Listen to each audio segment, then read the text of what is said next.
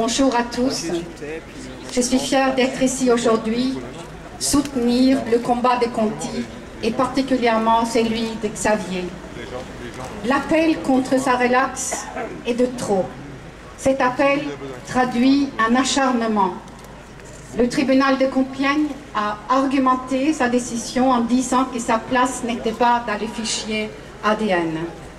Ce que je peux vous promettre, c'est que lorsque nous serons au pouvoir, en mai 2012, nous modifierons ce texte, car ce n'est pas la place des syndicalistes ou de faucheurs volontaires de se trouver dans ce fichier. Donc c'est la loi qu'il faut modifier.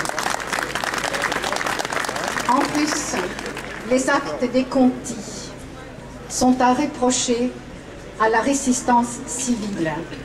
Lorsque la mondialisation crée la situation dans laquelle il se trouve, lorsque l'entreprise continentale qui fait des bénéfices en France à 2 chiffres en millions délocalise pour faire encore plus de bénéfices et qu'on leur propose 173 € pour aller travailler à Tunis, c'est que le système est vraiment trop malade.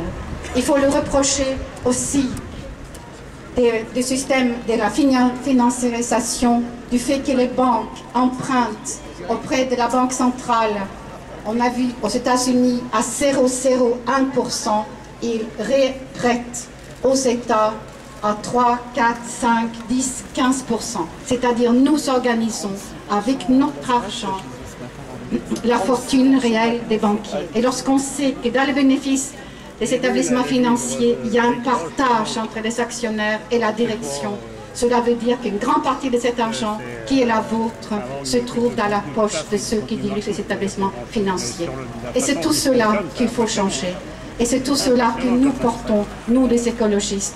Une économie solidaire, une économie sociale, la réindustrialisation de la France par les PME. Je vous dis, tout cela est possible.